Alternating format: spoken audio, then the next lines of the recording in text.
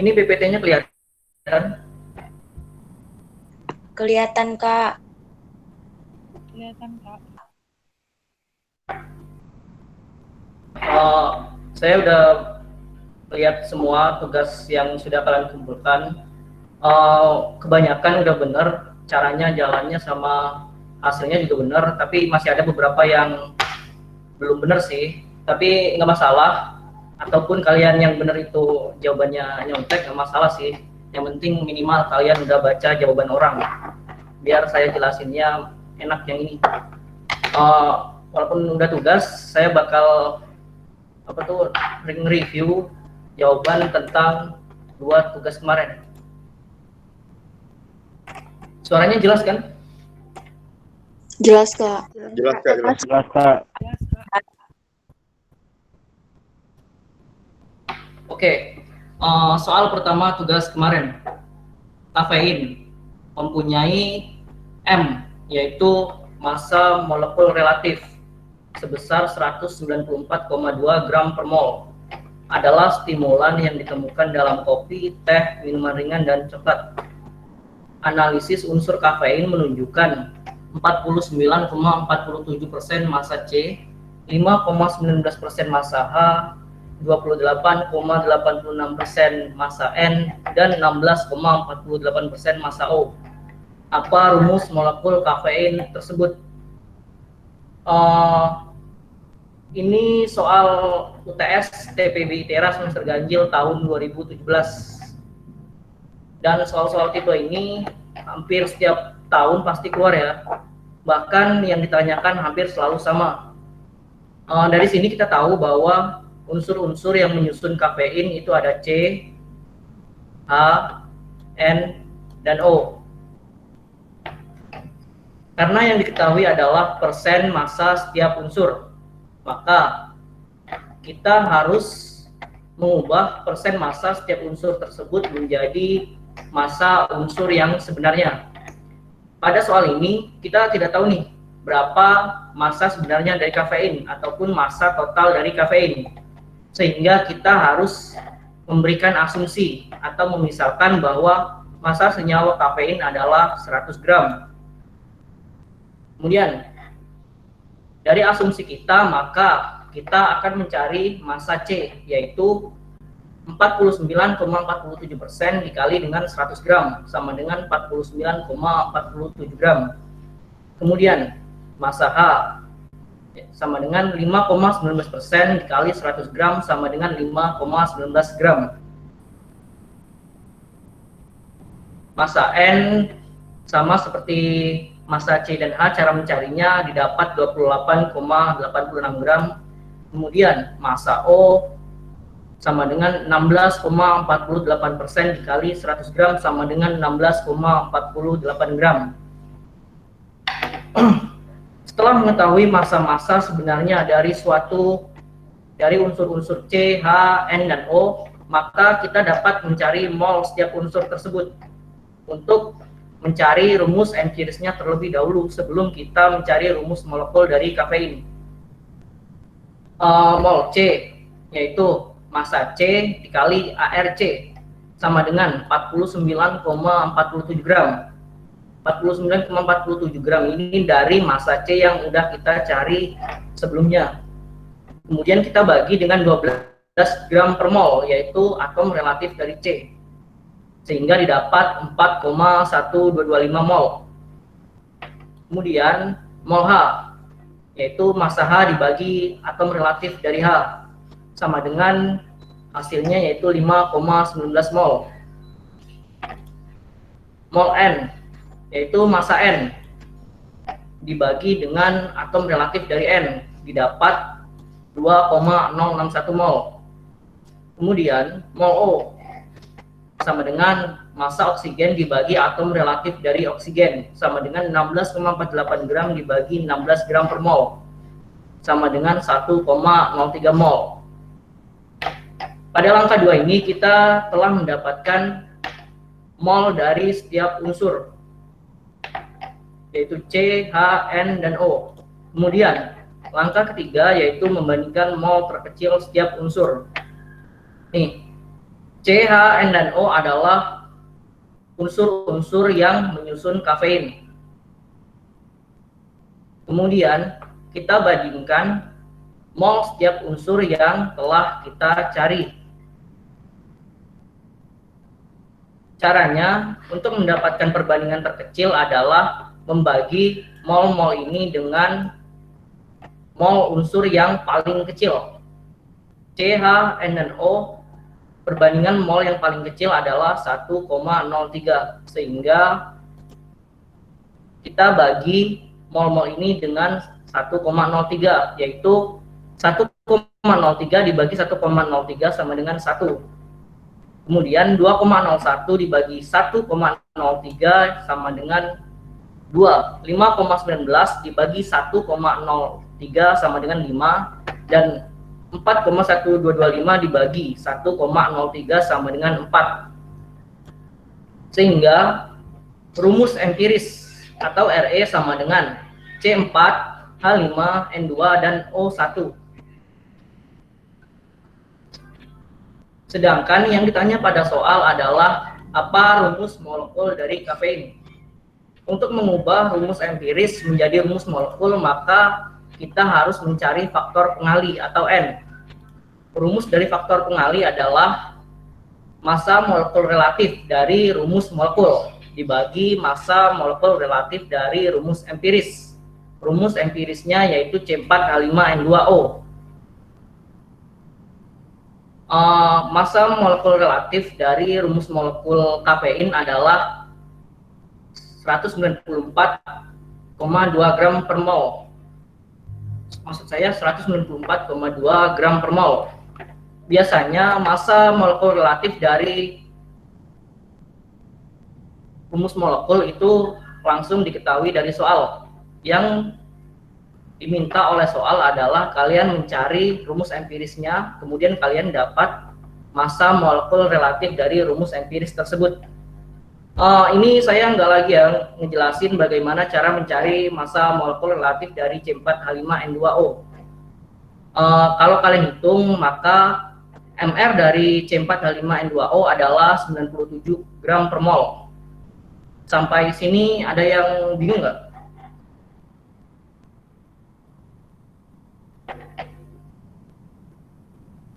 Atau masih ada yang belum tahu bagaimana cara mencari C4H5, maksud saya massa MR dari C4H5N2O?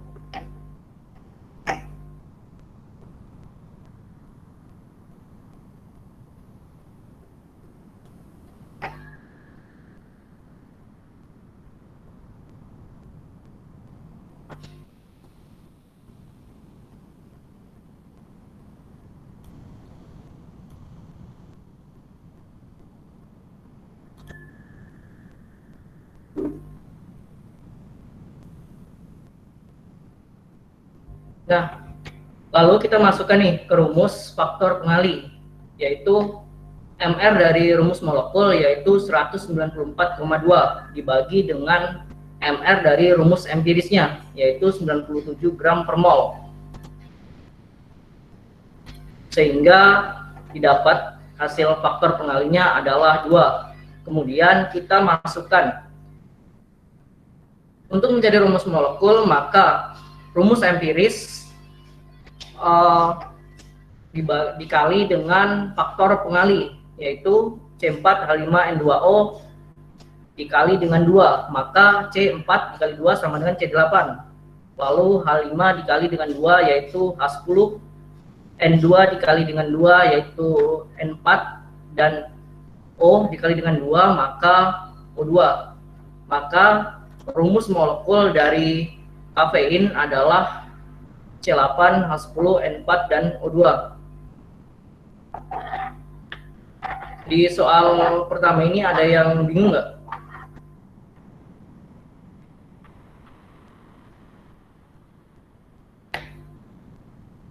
Halo? Paham nggak? Paham. Soal-soal seperti ini kalian harus bisa manfaatin ya. Soalnya kategori soal kayak gini biasanya masuk ke kategori yang paling mudah kalau di soal-soal UTS. Kemudian di soal nomor 2 nih, soal nomor 2 dari tugas yang saya kasih. Berapa gram aluminium sulfida padat dapat dibuat dengan mereaksikan 10 gram aluminium dan 15 gram sulfur. Tentukan reaksi pembatasnya, berapa gram reaktan yang berlebih. Ternyata baru sadar ya, kalau soal ini itu ternyata jawabannya ada di Bernoulli. Kalau gitu nggak saya kasih soalnya ini.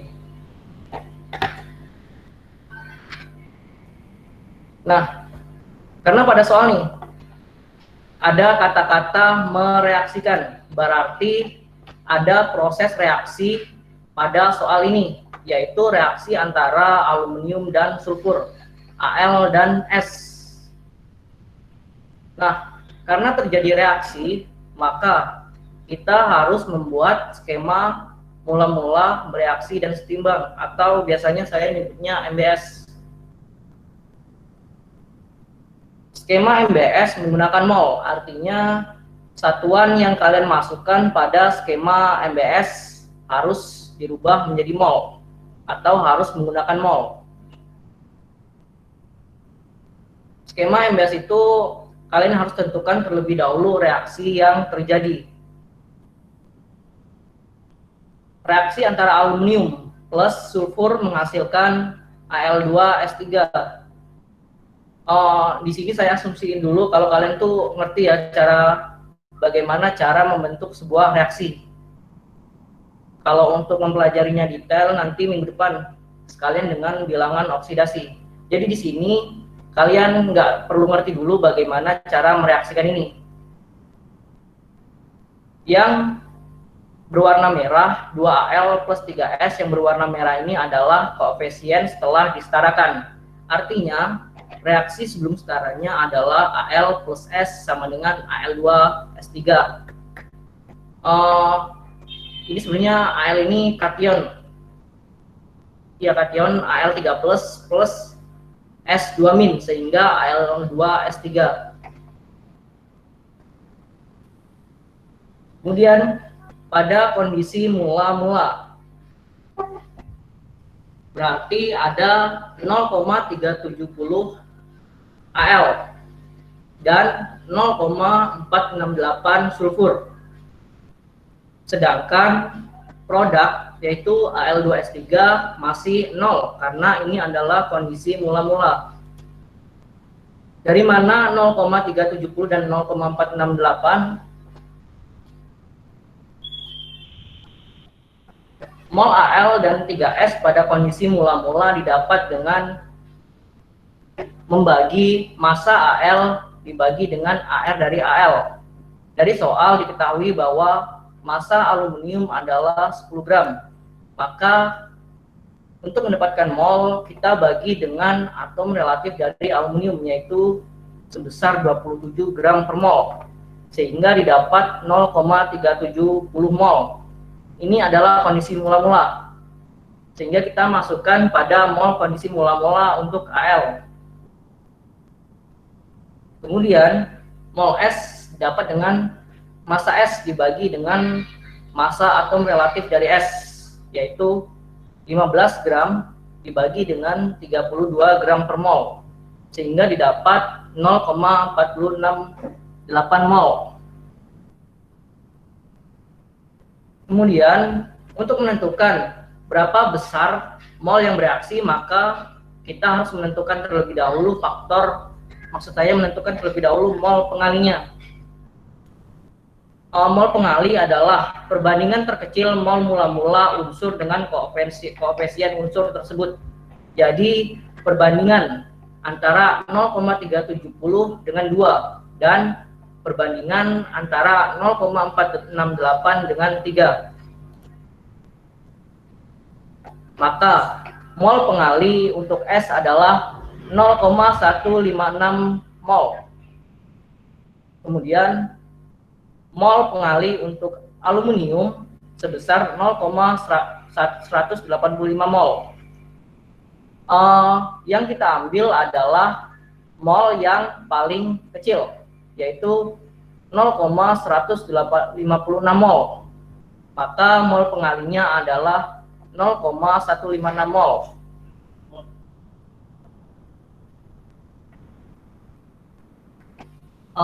Perlu diperhatikan bahwa minus di sini bukan artinya minus, yaitu hanya untuk menandakan bahwa pada sebelah kiri yaitu reaktan itu dikurang, sedangkan plus di sini pada produk artinya ditambah. Karena kita dapat faktor, maksud saya mol pengalinya adalah 0,156 mol, maka 3 dikali 0,156 mol adalah 0,468. Kemudian 2 dikali dengan mol pengali yaitu 0,156 mol, hasilnya adalah 0,312 mol. Sedangkan pada Al, karena koefisiennya adalah 1, maka mol yang bereaksi adalah 0,156 mol.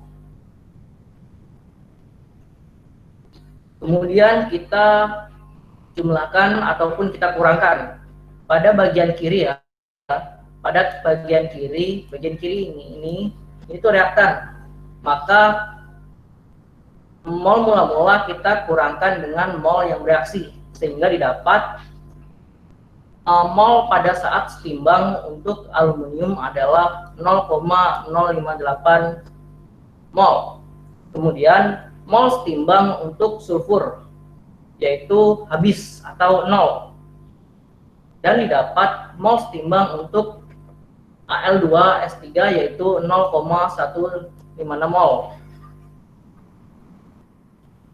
Maka massa Al2S3 yang dapat dibuat adalah kita tinggal mengkonversi mol Al2S3 pada keadaan setimbang menjadi massa, yaitu dengan cara mengkalikannya dengan massa molekul relatif dari Al2S3. Didapat yaitu 0,156 mol dikali dengan 150 gram per mol. 150 gram per mol adalah massa molekul relatif dari Al2S3, sehingga didapat massa Al2S3 yang dapat dibuat yaitu sebesar 23,4 gram. Kemudian reaksi pembatas. Reaksi pembatas adalah yaitu unsur ataupun senyawa yang habis pada saat reaksi terjadi. Pada skema MBS kita dapat mengetahui bahwa reaksi pembatasnya adalah sulfur, karena sulfur habis pada saat bereaksi dan habis pada saat keadaannya setimbang. Maka reaksi pembatasnya adalah sulfur. Kemudian massa reaktan berlebih. Massa reaktan berlebih adalah aluminium. Karena reaktan itu sebelah kiri kan, dan sebelah kanan itu produk. Maka 0,058 yaitu mol dari aluminium saat setimbang kita kalikan dengan atom relatif dari aluminium. Sehingga didapat jawaban sebesar 1,567 gram. Ini adalah massa reaktan berlebih atau massa dari aluminium saat keadaan setimbang. Sejauh ini paham?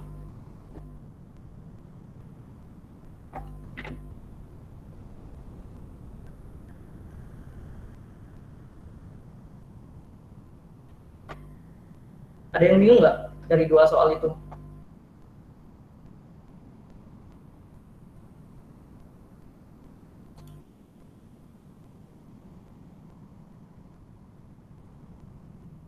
Ada contoh soal lagi gak, Kak? Yang untuk yang satu atau dua? Yang keduanya, Kak. Yang kedua, oke. Yang kedua itu ada ya.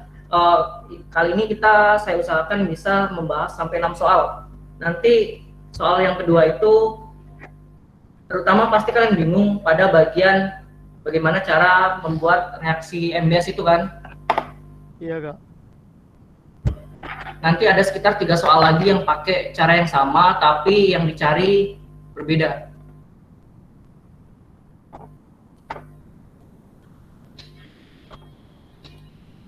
Biar gak boring ya, kita kenalan kan. Kalian kan juga belum pernah ketemu offline kan. Rangga ada Rangga Ferdiansyah. Hadir, Kak. Rangga, Hadir. panggilannya apa Rangga? Rangga, Kak, panggilnya Rangga. Orang mana? Orang Palembang, Kak. Tapi Palembang. sekolahnya di sini. Iya. Ada kesulitan nggak selama hampir 3 minggu kuliah? Kenapa, Kak? Ada kesulitan nggak selama hampir 3 minggu kuliah? Ada sih, Kak, sebenarnya, Kak. Apa materi ya? Iya, materinya. Suka agak kurang jelas gitu. Dari SMA atau SMK? Dari SMA, Kak? SMA. Iya. Itu kan kalian kan punya asisten tutorial kan? Matematika, fisika, sama kimia kan? Jadi kalau bisa manfaatin tuh. Soalnya kalian tuh dibebasin juga buat diskusi secara langsung. LTPB juga nggak melarang.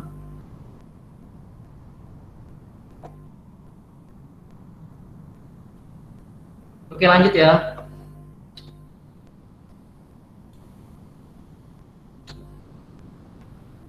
Nah, ini juga salah satu soal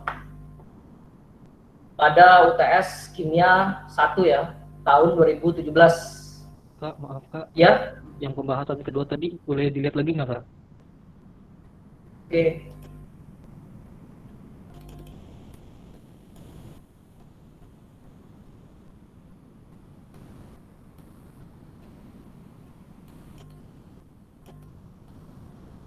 Yang mana?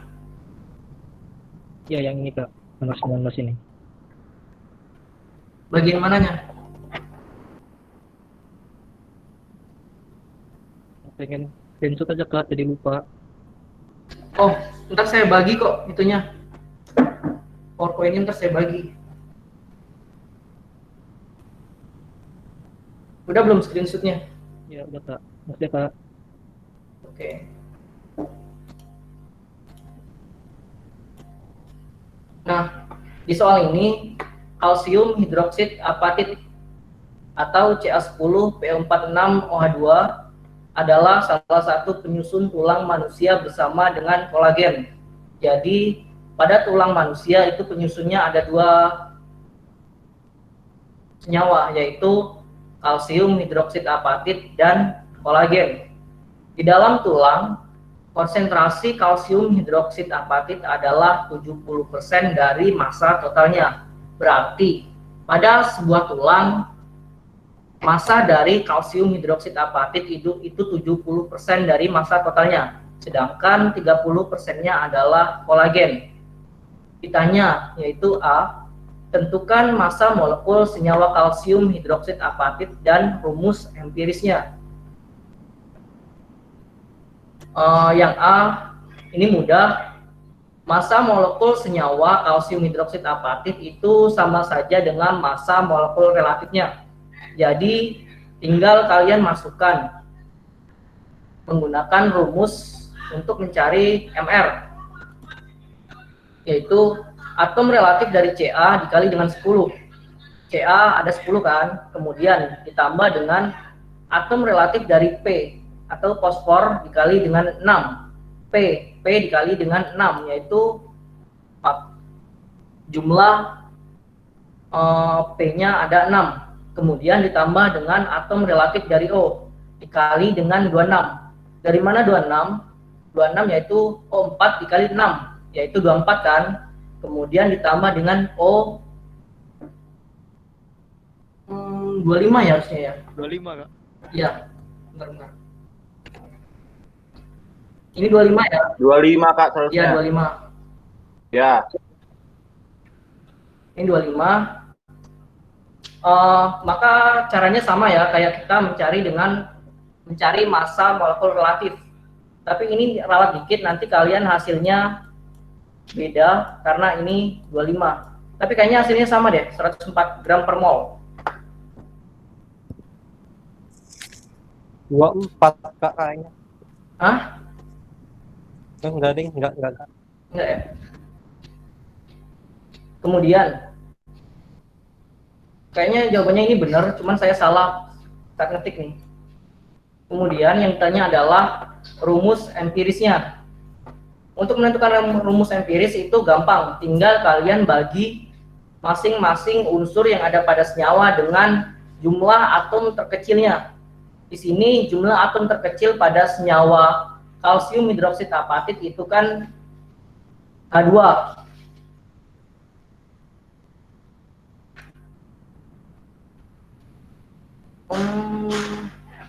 Bentar.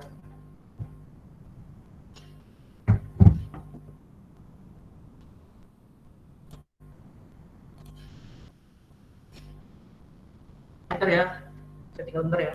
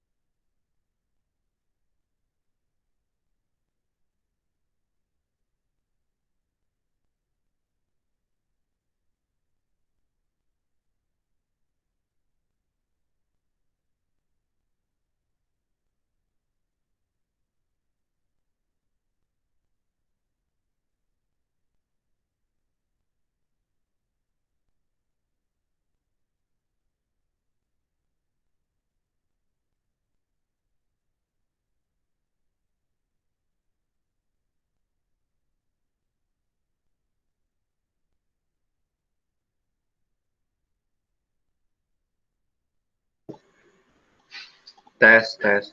Kakaknya keluar ya?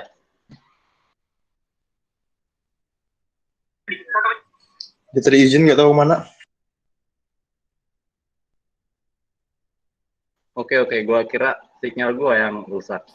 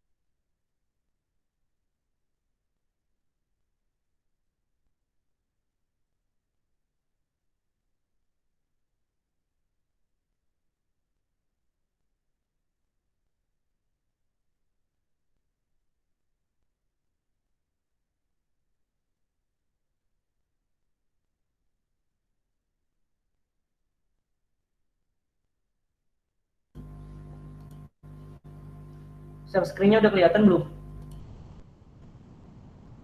Udah kak. Udah ya? Udah Kak, udah.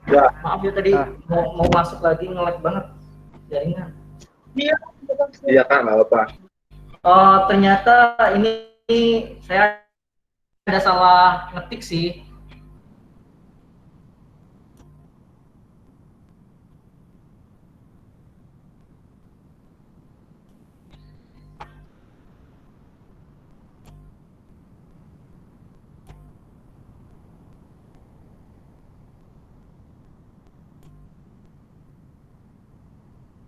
Seharusnya penulisan kalsium hidroksida apatit itu OH2. Jadi di sini tuh ada ada tanda kurung. Jadi benar kalau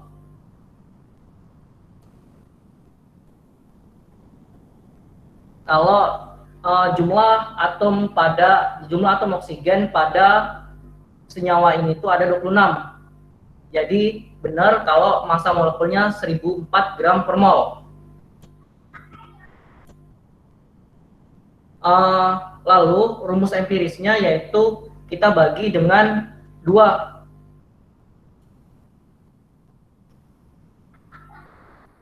Di sini kan O2, O-nya 2, hanya 2. Jadi rumus empirisnya yaitu Ca10 dibagi dengan 2. Karena 2 adalah jumlah atom terkecil pada senyawa kalsium hidroksida apatit, sehingga didapatkan rumus empirisnya yaitu P.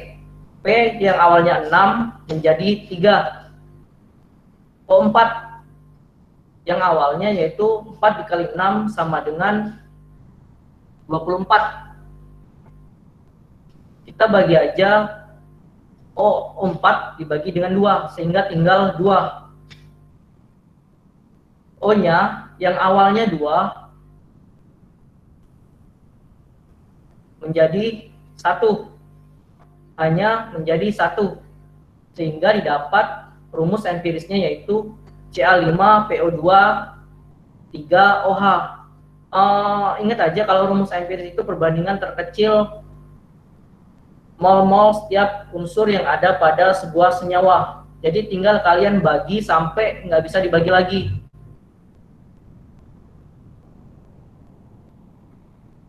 Kemudian yang B, hitung persentase setiap unsur.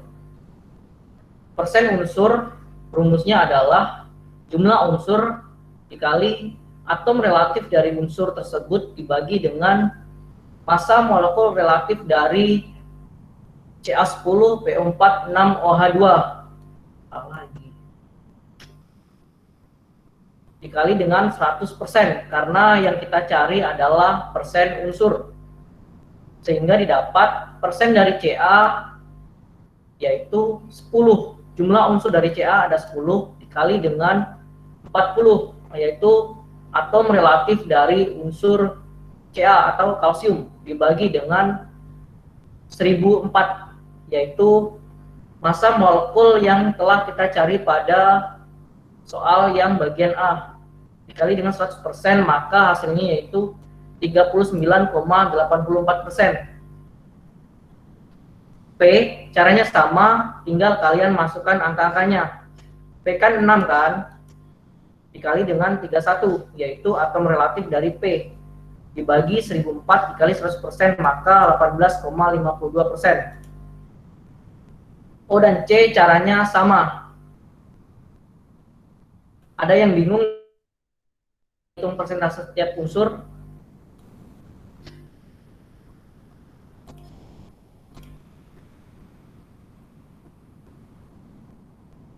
Oh ya, bedanya kalau yang dicari massa unsur, maka yang dipakai itu bukan 100%, yaitu massa total senyawanya. Misal yang ditanya itu massa unsur Ca, maka yang dipakai itu bukan 100%, yaitu massa kalsium hidroksida apatit. Di sini yang dipakai yaitu misal 100, maka yang tinggal dikalikan 100, bukan persen. Kemudian yang C, yaitu pertanyaan yang C,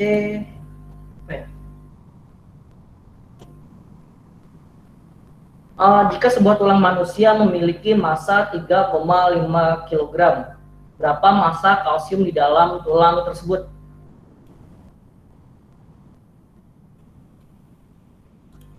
Nah, kita ingat lagi nih, dari soal kita tahu kalau tulang manusia itu disusun oleh dua senyawa, yaitu kalsium hidroksid apatit dan kolagen. Nah, dari soal juga kita tahu kalau jumlah kalsium hidroksid apatit pada sebuah tulang itu presentasenya 70% dan sisanya 30%-nya yaitu kolagen. Pada pertanyaan C, tulangnya itu masanya adalah 3,5 kg. Pada penyelesaian soal-soal kimia, satuan untuk massa itu gram ya. Jadi kalau misal diketahuinya itu kilogram, maka kalian harus mengkonversi dari kilogram menjadi gram. Maka massa kalsium hidroksid apatit yang 70% kita kalikan dengan massa total dari sebuah tulang itu, yaitu 3.500 gram. 70/100 ini dari mana? 70/100 ini dari 70%.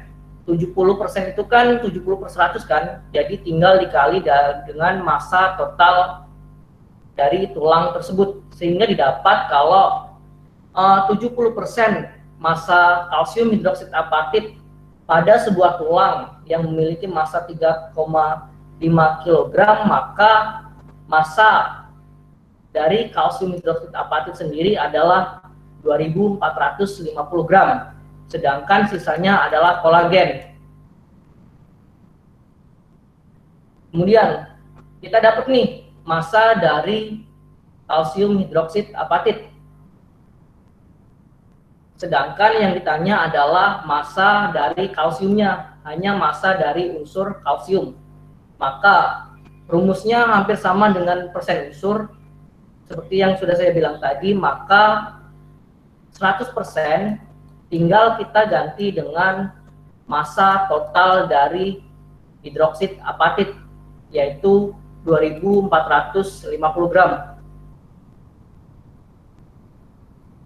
10 ini dari jumlah atomnya, jumlah atom kalsium itu 10 dikali dengan 40, atom relatif dari kalsium dibagi dengan 1004 mR dari kalsium hidroksid apatit, sehingga didapat kalau massa kalsium pada senyawa kalsium hidroksid apatit yang menyusun sebuah tulang dengan berat 3.500 gram adalah 976 gram. Ada yang ingin ditanyakan atau ada yang bingung nih, angka-angka itu dapat dari mana atau angka-angka yang mana lah, ada nggak?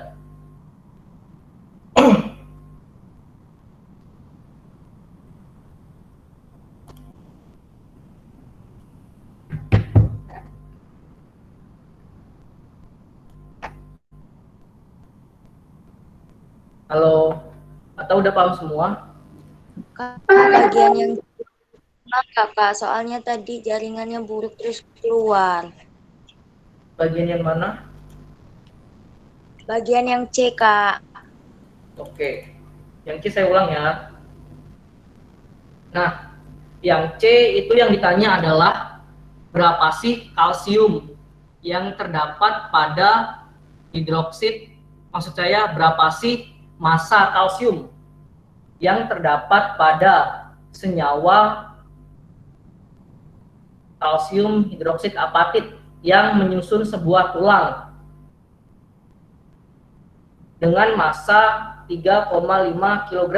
Jadi tulang itu punya massa 3,5 kg dan tulang itu disusun oleh 70% kalsium hidroksid apatit dan 30% kolagen. Tapi yang ditanya cuma massa dari kalsium, bukan massa dari senyawa kalsium hidroksid apatit keseluruhan ini. Jadi kita harus tahu dulu berapa sih massa keseluruhan kalsium hidroksida apatit yang sebanyak 70% dari total 3,5 kg tulang. Caranya adalah 70%. 70 per 100 ini 70% dikali dengan massa total dari sebuah tulang. Di soal itu massa tulangnya 3,5 kg. Jadi harus kita konversi ke gram, yaitu sebesar 3.500 gram.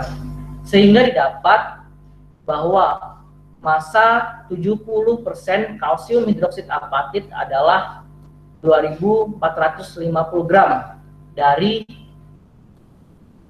3.500 gram massa secara keseluruhan. Nah, yang ditanya itu cuman massa kalsiumnya. Caranya adalah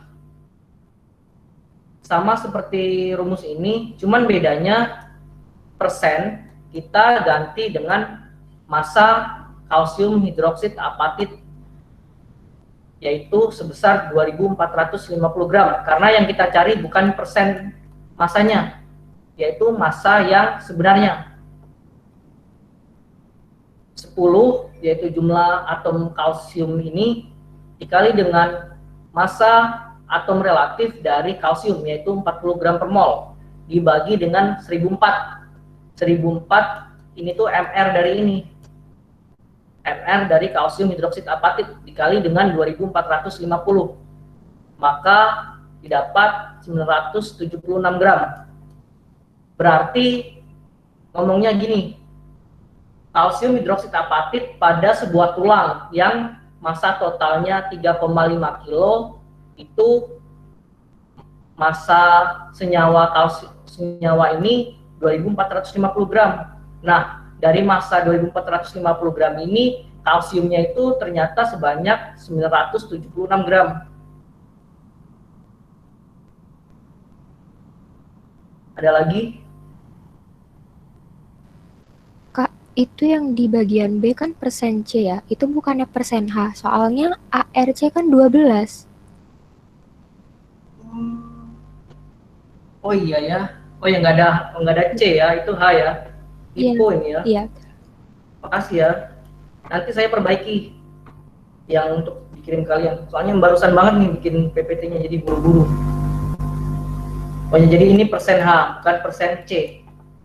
Ini juga nggak ada C sih.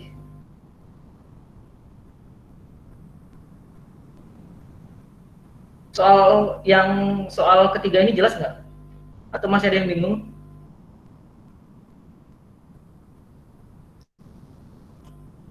Soal-soal kayak gini nih, tipe-tipe soal TS secara banget nih. Terutama buat Kimda 1 yang TS. Nah, ini soal keempat. Sodium karbonat dikenal dengan soda abu, digunakan dalam pembuatan kaca. Hal ini diperoleh dari reaksi antara natrium klorida, yaitu NaCl, dan kalsium karbonat. Kalsium karbonat yaitu CaCO3. Kalsium klorida adalah produk lain. Berarti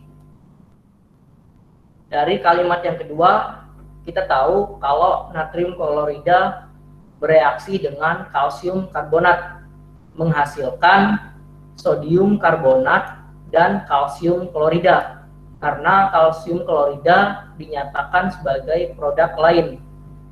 Yang ditanyakan adalah hitung persen hasil natrium karbonat.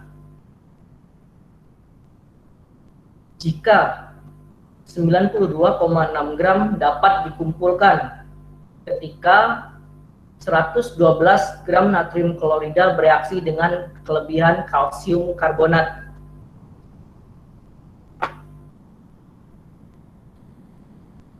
Nah, jadi apa sih persen hasil itu?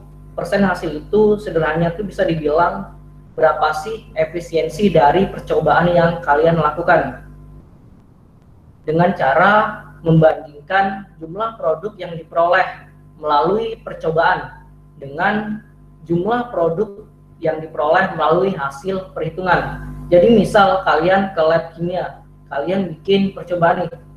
Nah, pertamanya kalian tuh ngitung jumlah produk yang harusnya kalian peroleh itu misal 100.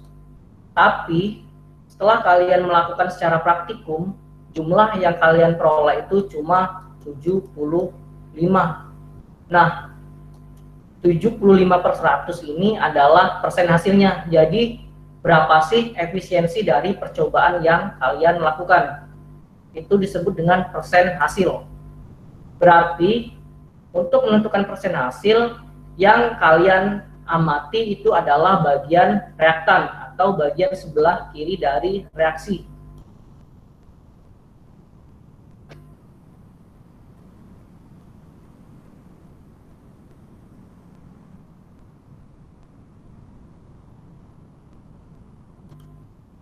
Nah, di sini pada soal ini kita tahu ada kata reaksi, sehingga otomatis soal tersebut mengindikasikan bahwa ada proses reaksi. Nah, dengan ada proses reaksi maka otomatis kita juga menggunakan skema MBS, mula-mula, bereaksi, dan setimbang. Ingat ya, kalau ada kata reaksi atau bereaksi, namun dalam soal tidak ada yang menyebutkan bahwa data-data yang didapat adalah dalam keadaan setimbang, maka otomatis kalian harus menggunakan skema MBS kalau ada kata kunci bereaksi. Tapi amannya meskipun pada soal ada kata setimbang, kalian tetap harus membuat skema MBS-nya. Reaksinya yaitu natrium klorida dan kalsium karbonat. Yang dua ini adalah koefisien setelah disetarakan. Ini saya tandai dengan warna merah. Natrium klorida dan kalsium karbonat bereaksi menghasilkan sodium karbonat. Sodium karbonat itu Na2CO3. Dan kalsium klorida adalah produk lain. Jadi produk lainnya dari reaksi ini adalah kalsium klorida. Nah, seperti soal nomor 2, pada skema MBS maka yang kita gunakan adalah mol, satuan mol.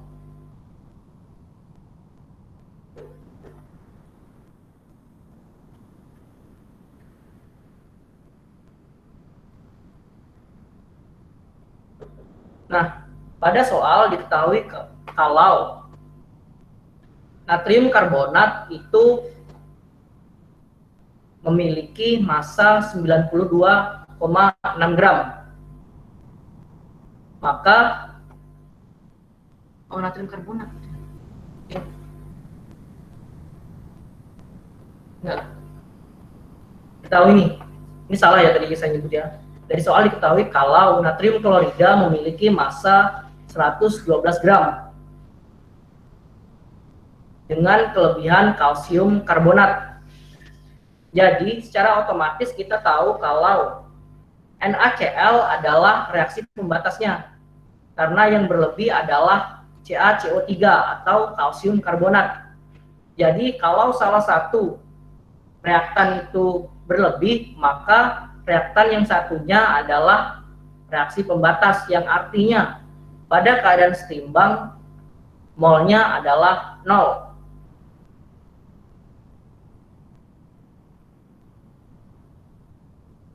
Kemudian kita cari mol NaCl untuk dimasukkan pada kondisi mula-mula. Mol NaCl yaitu massa NaCl dibagi dengan massa molekul relatif dari NaCl, sehingga didapat 1,931 mol. Nah, kita masukkan pada kondisi mula-mula, yaitu mol NaCl sebesar 1,931 mol. Kemudian untuk kalsium karbonat, karena pada soal diketahui kelebihan kalsium karbonat, maka kita tulis saja berlebih. Dan pada kondisi mula-mula tentunya kita tidak tahu berapa mol dari produk. Kemudian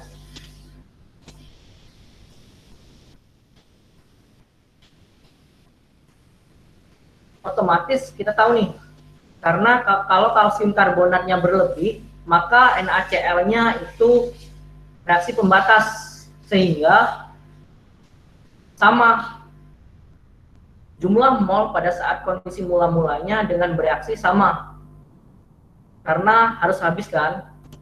Nah ini nih, kenapa saya bisa nuliskan jumlah NaCl pada saat bereaksi atau B ini 1,931 juga, karena NaCl adalah reaksi pembatas, diketahui dari kalsium karbonat yang berlebih, sehingga pada saat bereaksi jumlahnya yaitu 1,931 mol. Kemudian untuk Na2CO3 pada saat bereaksi rumusnya jumlah molnya adalah 0,9655 mol. Cara mencarinya adalah koefisien Na2CO3 yaitu 1 dibagi dengan koefisien NaCl. Kenapa dibagi dengan koefisien NaCl? Karena mol yang kita ketahui pada saat bereaksi itu adalah molnya NaCl, yaitu 1,931 mol. Jadi 1/2 dikali 1,931 mol, sehingga didapat mol Na2CO3 pada saat bereaksi adalah 0,9655. Tanda plus di sini cuman mengindikasikan kalau ini ditambah. Untuk CaCl2 sama karena koefisiennya sama-sama 1, sehingga jumlah mol saat setimbang untuk CaCl yaitu 0,9655 mol. Sampai sini gimana nih? Ada yang bingung nggak? Pak, mau tanya, Ya. tadi kenapa pakai yang NaCl? Kenapa pakai yang NaCl ya? Ya. Nah, untuk soal-soal seperti ini, kalau bisa kalian bacanya itu cermat-cermat, pelan-pelan, dan kalau bisa paham banget nih. Nih, di kalimat terakhir pada soal, hitung persen hasil natrium karbonat. Ini adalah perintah soal. Jika 92,6 gram dapat dikumpulkan ketika 112 gram natrium klorida bereaksi dengan kelebihan kalsium karbonat. 92,6 gram ini adalah massa yang berhasil kita kumpulkan dari percobaan. Berarti itu tuh menunjukkan jumlah produk yang diperoleh. Sedangkan yang kita cari sekarang adalah jumlah produk hasil perhitungan. Nah, pada saat awal bereaksi itu diketahui kalau massa awal dari NaCl itu 112 gram. Dan bereaksi dengan kelebihan kalsium karbonat.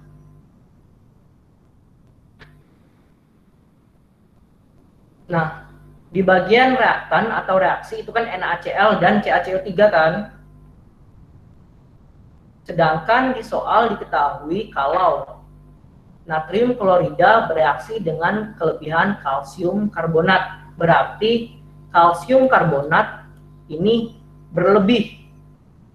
Otomatis kalau salah satu senyawa pada reaktan berlebih, maka yang satunya adalah reaksi pembatas. Sehingga didapat nih, di kondisi mula-mulanya itu molnya itu 1,931 mol. Lalu karena reaksi pembatas kan hasilnya pasti 0 kan, maka otomatis agar 0 pada saat bereaksi itu 1,931 mol juga. Kenapa kita pakai 1,931 mol? Karena pada saat bereaksi itu satu-satunya yang diketahui itu mol yang ini. Mol Na2CO3 saat bereaksi dan CaCl2 saat bereaksi itu kita tahunya dari mol NaCl2 saat bereaksi.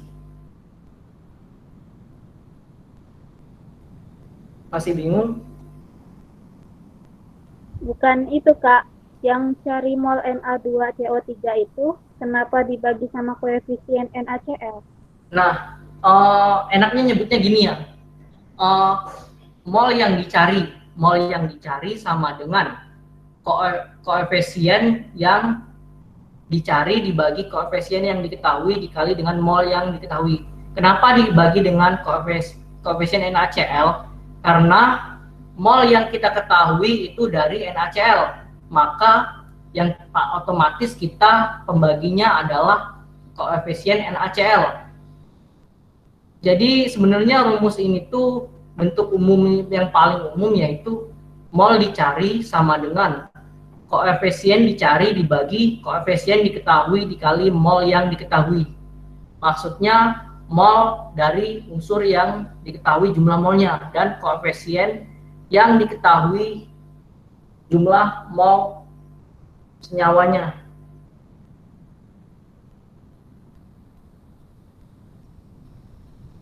Masih bingung gimana nentuin rumusnya? Ya, udah paham, Kak. Terima kasih. Kak, mau nanya, Ya. itu kenapa yang bereaksi di CaCO3 itu nggak dicantumin ya? Karena berlebih. Sebenarnya kalau mau nyantumin ya bingung juga, karena saat setimbang itu berlebih kan. Nah, kita pada awal-awal nih kurang tahu nih berapa molnya. Yang paling penting itu kenapa tidak dicantumkan, karena kita nggak butuh data dari CaCO3, dan data dari CaCO3 dengan keterangan berlebih itu cuman buat ngebantu kita nyari yang lainnya. Berarti misal gini nih, kalau di soal salah satu senyawa pada bagian reaktannya dibilang pembatas, maka kalian nggak perlu lagi nih cari yang pembatas, kalian cukup cari yang berlebih. Atau kalau sebaliknya, kalau di soal diketahui salah satu bagian pada reaktan itu berlebih, maka yang berlebih cukup kalian tuliskan dengan berlebih. Karena yang utama kita nggak butuh data CaCO3 sama data-data yang lain kita bisa dapat dengan NaCl. Itu sih alasannya sih. Kalau mungkin untuk dasarnya paling dasar saya kurang ngerti juga sih kadang-kadang. Oh iya Kak, makasih. Ada lagi? Oke, lanjut ya. Nah, yang ditanya yaitu persen hasil natrium karbonat. Maka kita harus menentukan jumlah produk hasil perhitungannya kan. Maka massa produk hasil perhitungan yaitu massa Na2CO3.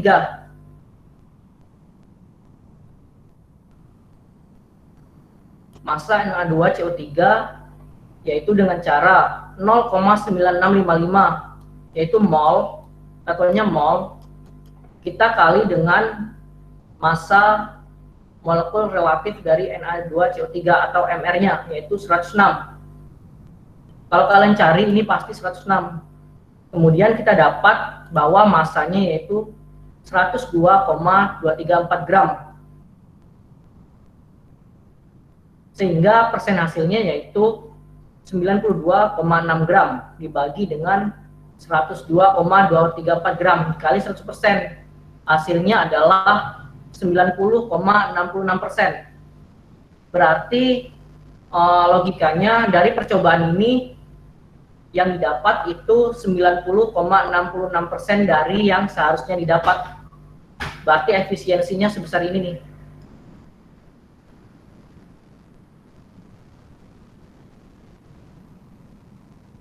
Jelas atau masih ada bagian yang mau ditanyakan?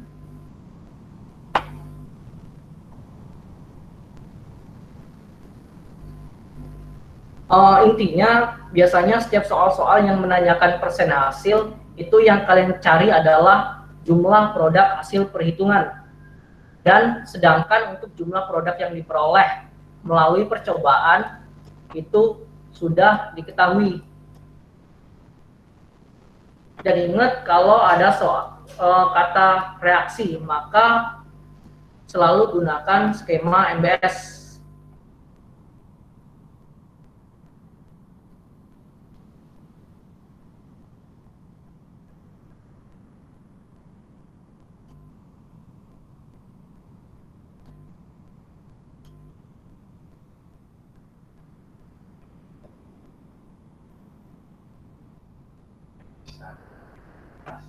Rama Aulia ada nggak? Hadir, Kak. Panggilannya apa? Panggilannya Rahma.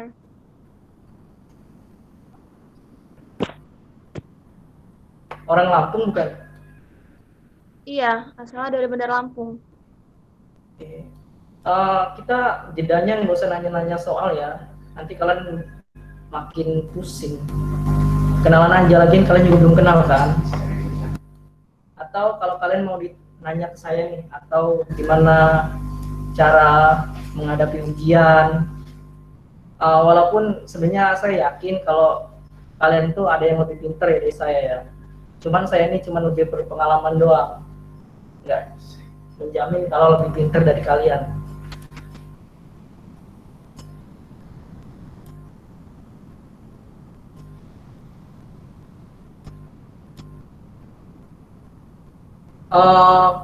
Sebenarnya yang saya kasih contoh-contoh soal itu materi yang diberikan oleh Bu Leti di minggu sebelumnya. Misal ini tutorial minggu 3, maka yang saya kasih contoh-contoh soal itu masih yang minggu 2. Karena perintahnya biar kalian nggak lupa nih materi dari minggu yang sebelumnya.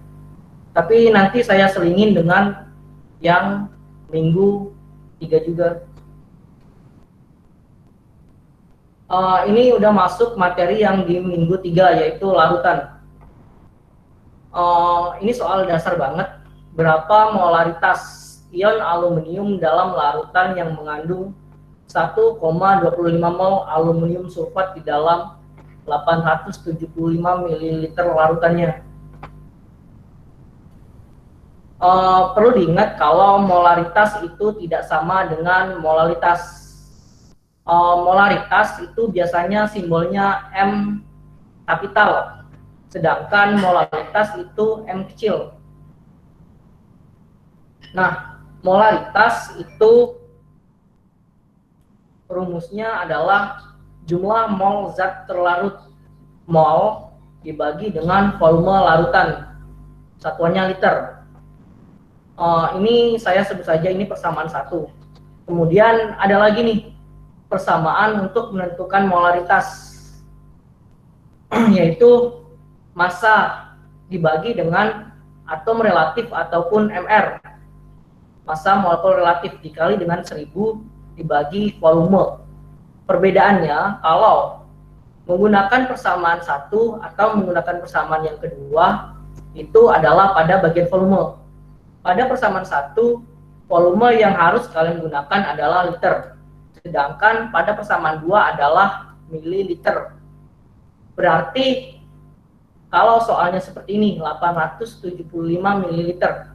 Kalau kalian malas konversi, maka kalian bisa gunakan persamaan yang kedua.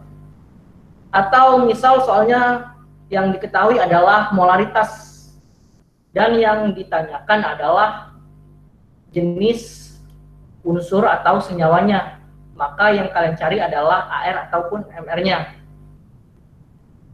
Sebenarnya kalau saya pribadi saya lebih suka menggunakan persamaan yang kedua, karena ini tuh lebih mencakup semua sih. Dan kalau kalian perhatikan bahwa massa per AR atau MR ini sama saja dengan mol. Maka semisal seperti soal ini yang diketahui adalah mol dan mililiter, maka langsung saja 1,25 mol dikali dengan 1000 per 875 mililiter, Maka jawabannya adalah 1,43 mol. Jadi kalian nggak perlu lagi konversi mililiter ke liter. Ada yang mau ditanyakan nggak dari soal nomor 24? Oh ya, soal-soal ini yang dari file Word yang saya kasih ya, yang namanya soal stoichiometry part 1.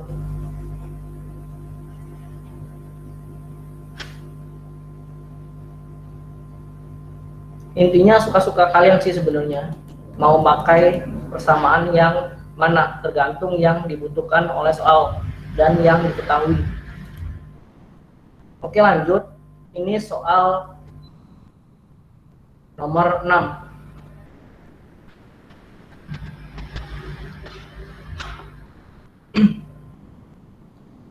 Untuk mengangkat sidik jari dari TKP, larutan perak nitrat disemprotkan pada permukaan.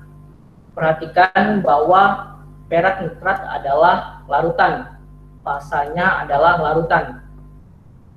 Disemprotkan pada permukaan untuk bereaksi dengan natrium klorida yang ditinggalkan oleh keringat. Jadi perak nitrat bereaksi dengan natrium klorida. Natrium klorida itu biasanya kalian mengenalnya dengan garam, maka fasanya adalah solid atau padatan. Yang ditanya adalah berapa molaritas, yaitu berapa M dari larutan perak nitrat ini. Jika 45 ml larutan bereaksi dengan kelebihan. Nah, yang kelebihan adalah natrium klorida. Untuk menghasilkan 0,148 gram endapan. Berarti kalau ada soal yang mengatakan bahwa menghasilkan sebuah endapan, maka dapat disimpulkan bahwa pada bagian produk itu ada salah satu senyawa ataupun unsur yang memiliki fasa solid atau S. Bagian 45,0 ml ini kita gunakan pada bagian terakhir, yaitu untuk menentukan molaritas.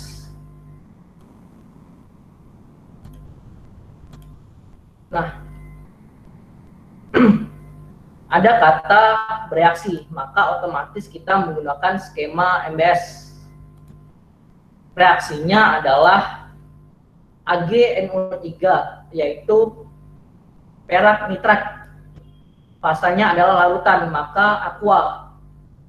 Kalau di soal menyatakan larutan atau menyatakan fasa-fasa dari senyawa yang diketahui, maka kalian wajib untuk menuliskannya. AgNO3 bereaksi dengan natrium klorida dengan fasa solid, menghasilkan AgCl dengan fasa solid dan NaNO3 yaitu dengan fasa aqua. Bagian produk ini sama sekali tidak dinyatakan pada soal, jadi kalian butuh untuk membuat reaksinya secara mandiri. Bagaimana cara membuat reaksinya nanti minggu depan aja ya. Jadi anggap saja kalian paham bagaimana membuat reaksi ini, karena yang terpenting pada soal ini adalah bagaimana setelah membuat reaksi, bagaimana perhitungannya. Nanti cara membuat reaksinya minggu depan aja. Kemudian pada kondisi mula-mula atau M, NaCl kelebihan, maka kita tulis berlebih. Dan otomatis pada kondisi mula-mula kita belum punya produk. Kita belum tahu berapa mol dari produk. Kemudian pada kondisi bereaksi, dari soal kita juga belum tahu berapa pada saat kondisi bereaksi. Yang kita tahu hanya NaCl, yaitu berlebih. Kemudian pada saat setimbang, karena NaCl itu berlebih, maka perak nitrat atau AgNO3 otomatis adalah larutan pembatas. Maksud saya reaksi pembatas. Sehingga pada keadaan setimbang S-nya adalah 0. Pada keadaan setimbang molnya adalah 0.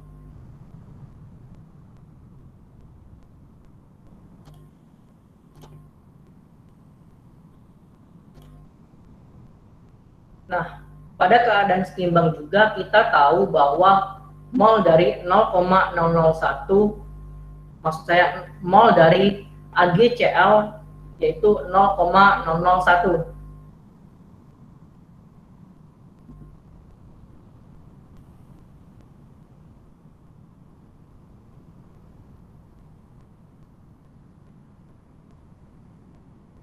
Akil Putranala ada nggak? Akil?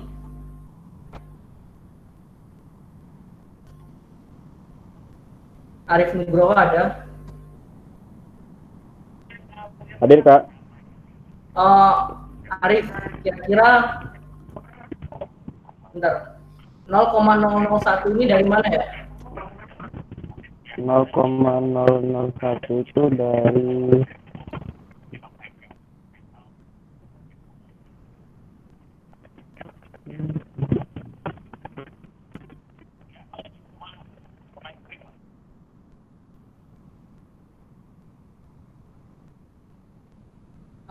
atau masih belum pernah ngerjain soal yang kayak gini ya? Atau masih belum paham ya?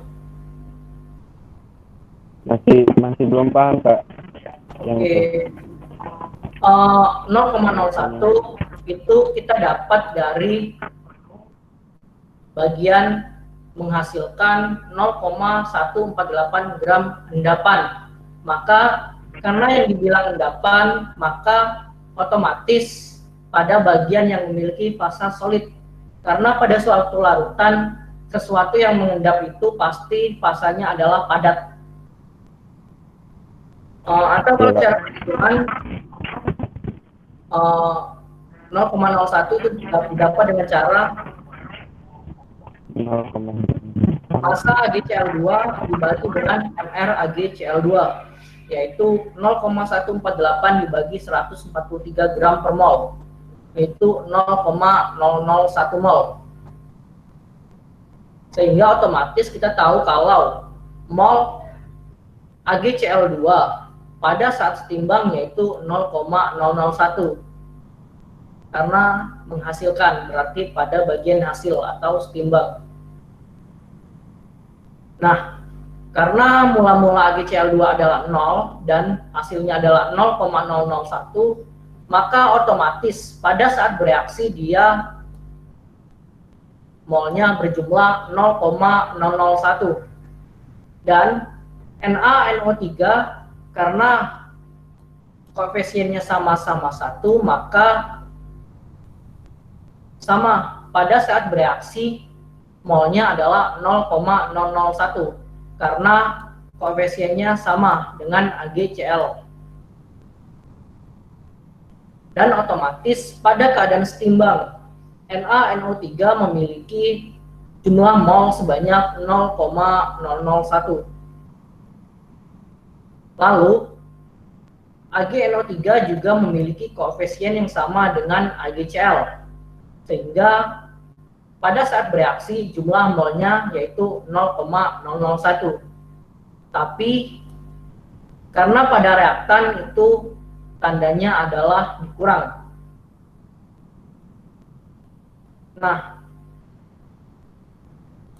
karena dari soal kita tahu kalau NaCl itu kelebihan dan AgNO3 secara otomatis adalah larutan pembatas, sehingga hasilnya adalah 0. Maka otomatis agar menjadi 0, maka massa mula-mula yang harus jumlah mol mula-mula yang harus dimiliki oleh AgNO3 adalah 0,001, karena 0,001 dikurang 0,001 adalah 0, sehingga menjadi reaksi pembatas. Ada yang bingung nggak? Jelas. Yang lain? Jelas Kak. Yang paling penting itu kalian paham bagaimana meletakkan mol-mol atau paham bagaimana membaca soal. Nah,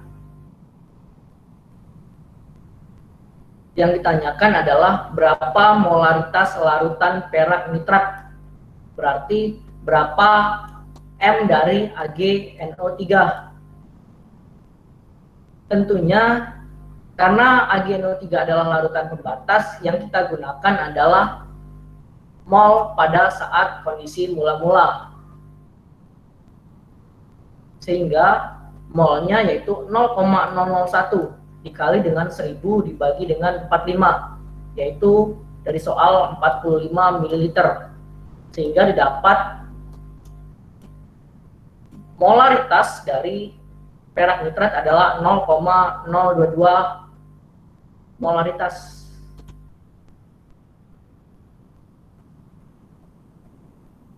Ada yang membingungkan atau aneh?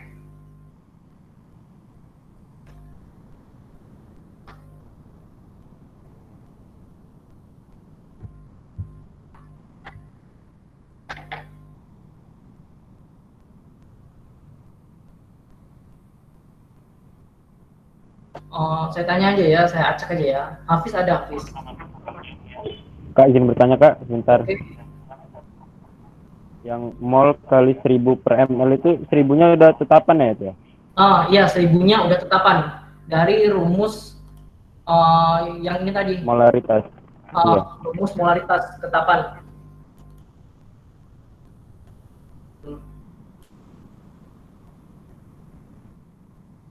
Ada lagi yang ingin ditanyakan?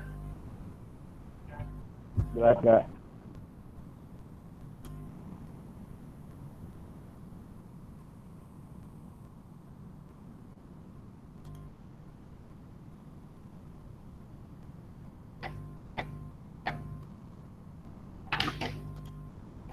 Oh ya, ini udah selesai ya. Kita udah bahas 6 soal.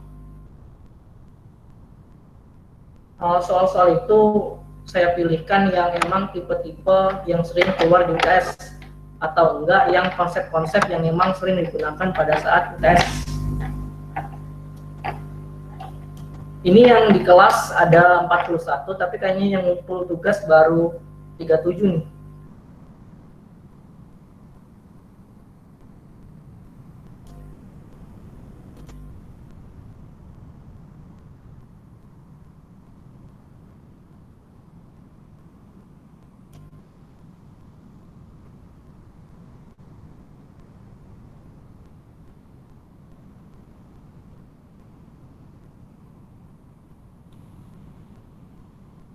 Oh ya, ini udah selesai. Dari kira-kira dari 6 soal itu yang paling membingungkan itu di soal yang mana ya?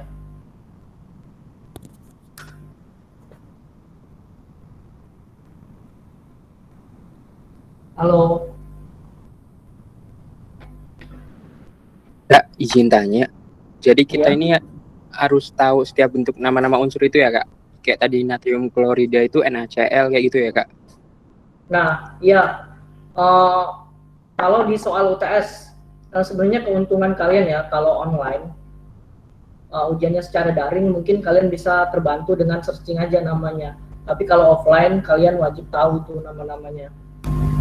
Minimal kalian tahu tuh anion, kation, sama jumlah ionnya. Misal Al, aluminium itu kan Al3+ kan. Jadi kalian harus tahu itu buat ngegabungin menjadi suatu senyawa. Sebenarnya kalau kalian kebiasa nggak perlu dihafal sih. Jadi kalau kalian nggak bisa bikin reaksi untuk sebuah soal, ya kalian bakal stuck, nggak bisa lanjut untuk ngerjain soal tersebut. Jadi wajib buat paham bagaimana membentuk suatu reaksi. Terima kasih Kak.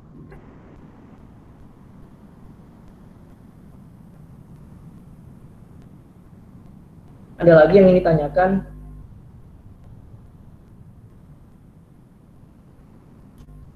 Kalau nggak ada, Udah Kak. nggak ada ya? Kak, Ya, itu nanti soal dan penjelasannya tadi di-share ya Kak ya? iya saya share nanti ya. Nanti sekalian rekamannya Iya, saya iya. upload.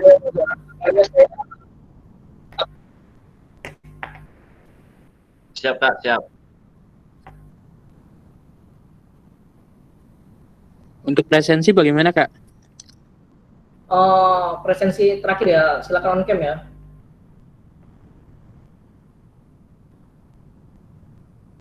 Ada 41 orang.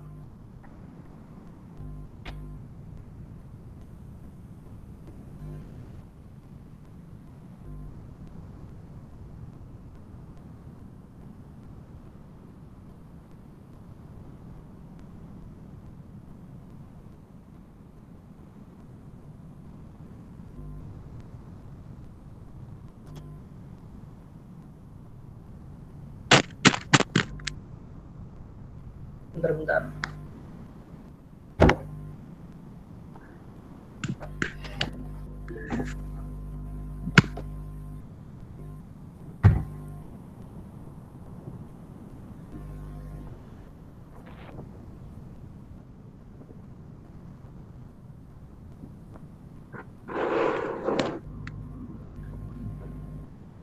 On cam ya semuanya ya, mau saya screenshot soalnya.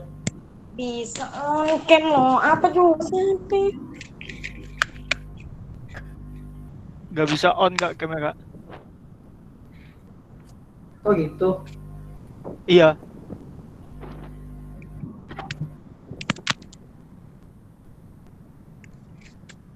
Kalau nggak bisa, ini saya panggil nih. Rangga ada Rangga? Masih ada? Hadir Kak, hadir nggak bisa hidup kameranya Kak. Rangga ada? Ada Kak, ada. Rahma ada?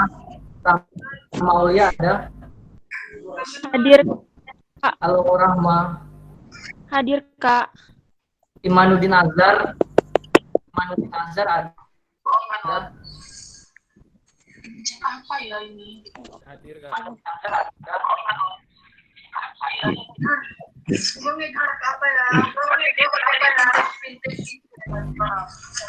Imanuddin Azhar ada? Ada. Abid Fauzan ada?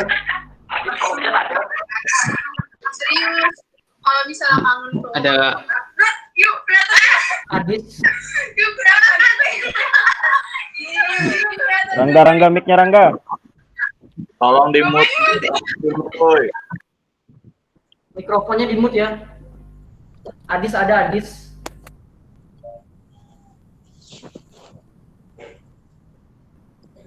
HP ini parah benar sih. Akmal ada Akmal?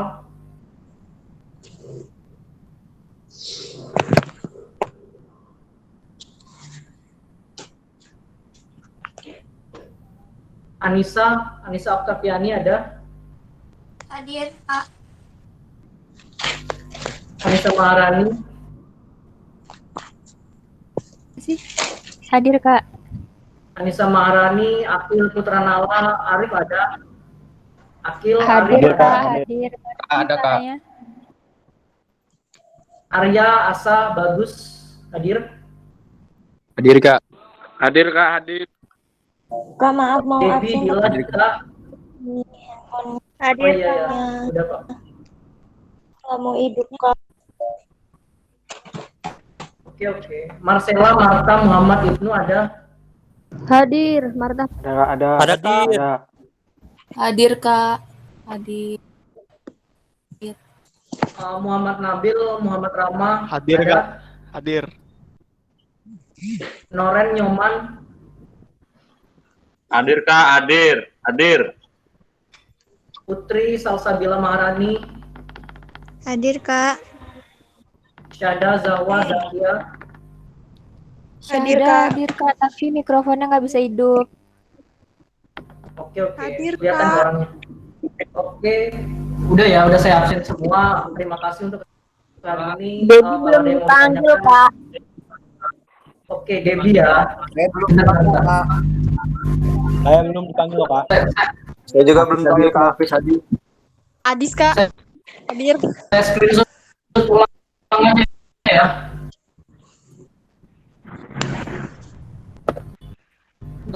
Ntar saya screenshot ulang aja. Ya. Saya screenshot ulang aja ya.